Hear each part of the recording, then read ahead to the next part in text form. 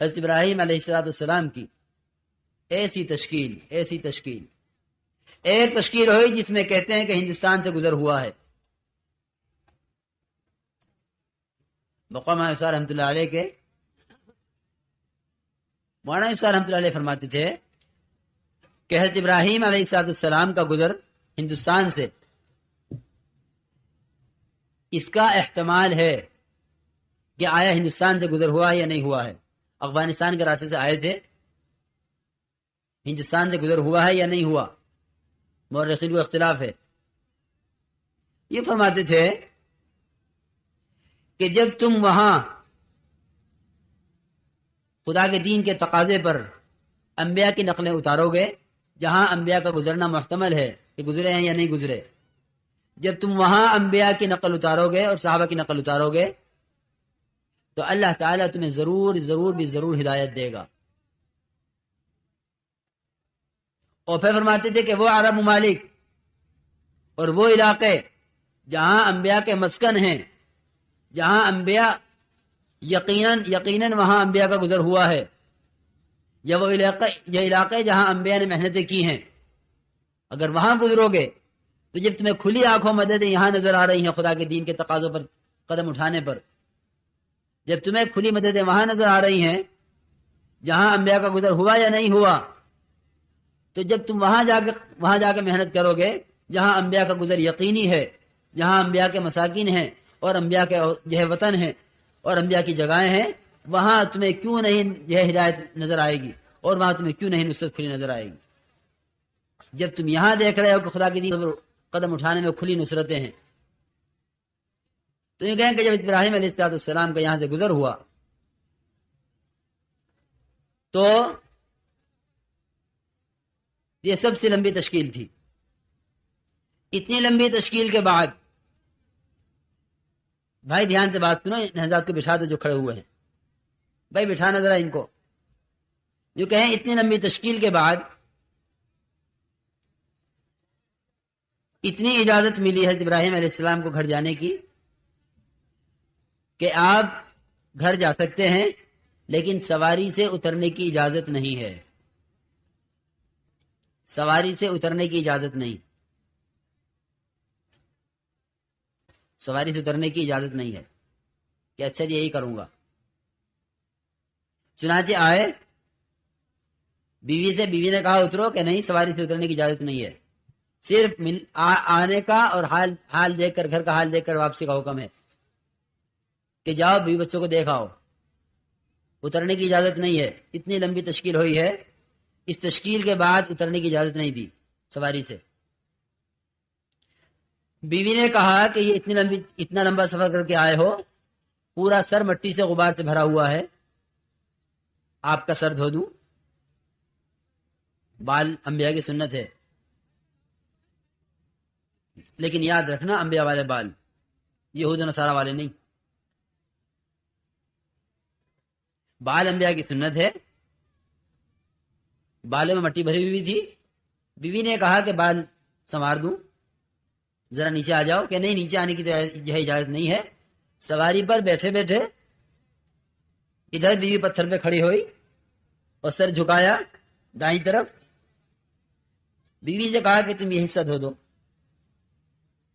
بیوی نے سواری پر بیٹھے بیٹھے نیچے کھڑے ہو کر سر کا ادھر کا حصہ دھویا، پھر کہا کہ ادھر آ جا، ادھر آ گئی، پتھر پہ کھڑی ہوئی، ادھر سر جھکایا، ادھر کا حصہ دھو دیا.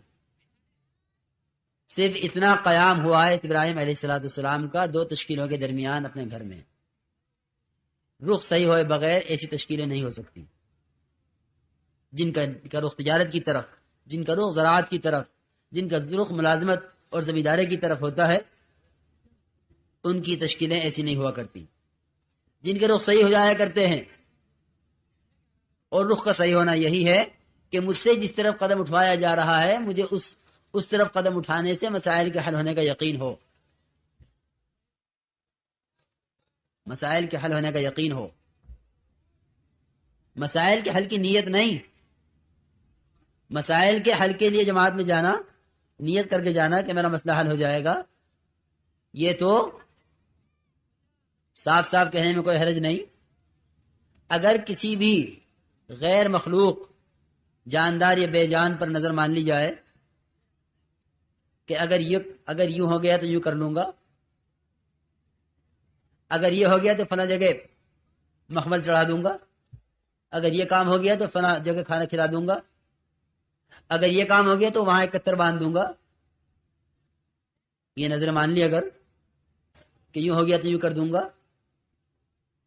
بقو مولانا افسار رحمۃ اللہ علیہ کے کہ اگر جماعت میں بھی جا رہے ہیں اسی خیال سے کہ جماعت میں اس لیے جا رہا ہوں کہ میرا مریض ٹھیک ہو جائے، جماعت میں اس لیے جا رہا ہوں کہ میرا مقدمہ حل ہو جائے، جماعت میں اس لیے جا رہا ہوں کہ میرا قرضہ ادا ہو جائے،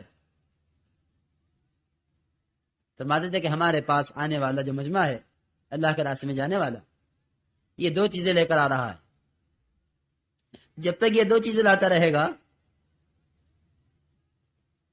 یہ دو چیزیں لاتا رہے گا جب تک، اس وقت تک نہ یہ کلمے کی حقیقت کو سمجھ سکے گا اور نہ تقاضے پر قدم اٹھا سکے گا، نہ تقاضے پر قدم اٹھانا ہوگا نہ کلمے کی حقیقت کو سمجھے گا، جب تک یہ دو چیزیں لے کر آتا رہے گا۔ فرماتے تھے وہ دو چیزیں کیا ہیں؟ ایک تو فرصت لے کر آئے گا، فرصت،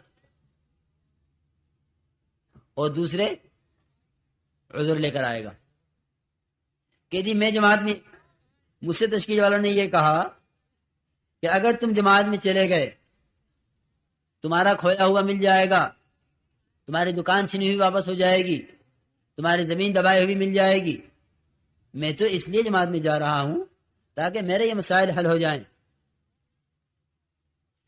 دیکھو میرے دوستو، ایک تو ہے مسائل کے حل کی نیت کے لیے قدم اٹھانا خدا کے دین کے تقاضے پر، ایک ہے مسائل کے حل کے یقین کے ساتھ قدم اٹھانا خدا کے دین کے تقاضے پر۔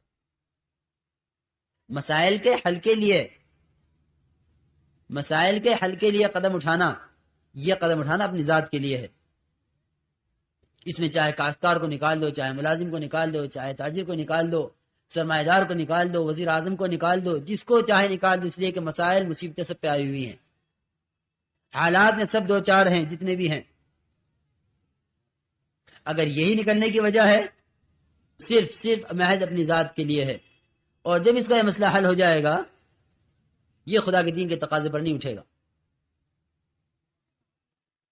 کہ میں کیوں جماعت میں جاؤں، کیا میرا، اگر یہی وجہ نکلنے کی ہے تو غیر مسلم بھی نکل سکتا ہے، یہی وجہ نکلنے کی ہے تو وہ بھی نکل سکتا ہے جو خدا پر ایمان نہیں رکھتا۔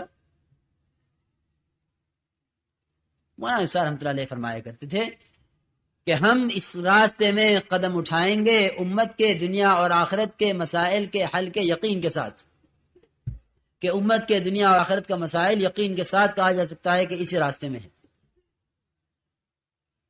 امت کے مسائل کا حل اس راستے کے اندر ہے، اس یقین کے ساتھ قدم اٹھانا ہے۔ تو یہ کہیں کہ اس کو کہتے ہیں رخ کا صحیح ہونا۔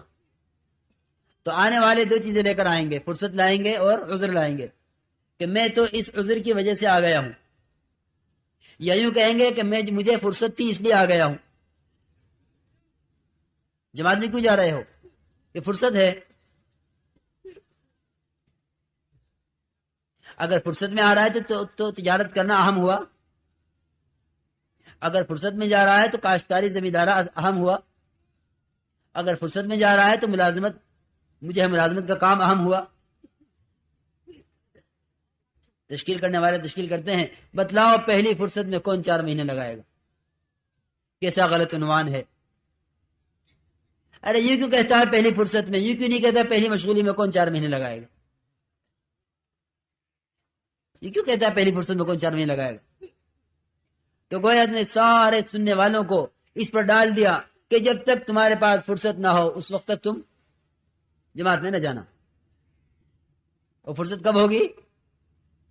جب یہ سارا جھمیلا ہمارے ہاتھ سے چھوٹ جائے گا